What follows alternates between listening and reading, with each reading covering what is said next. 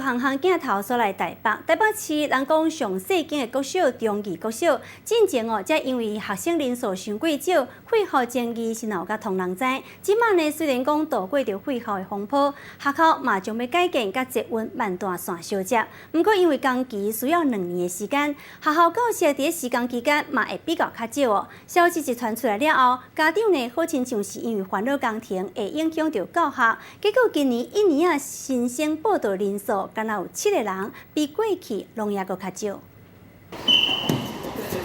休热期间，台北市的中义国小溜道队游园伫练习，不过即间溜道教室年底进前就会来拆，规栋大楼嘛要重启，因为学校未来要甲捷运万代线来供加起，工程的期间上少爱2年。这个消息一出，家长拢因为烦恼工程会影响学习，结果今年国小一年啊，敢若有7个人报名。之前都是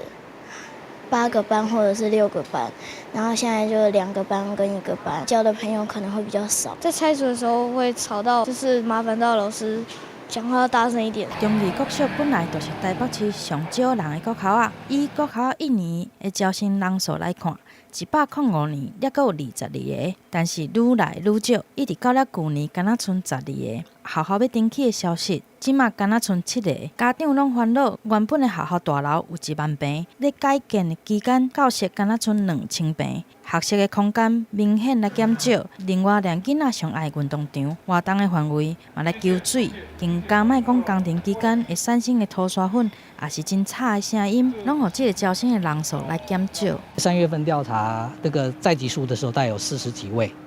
然后这个讯息一放出去的时候，下个月隔月就掉到20几位。另外受到影响的，也有学校内的幼稚园，招生的人数虽然无减少，但是嘛因为爱借附近的教室来上课。虽然学校有强调，伫咧重启的期间，老师甲学生的比例会搁较好，但是新的学生报到的数量也是减少真侪。记者综合报道。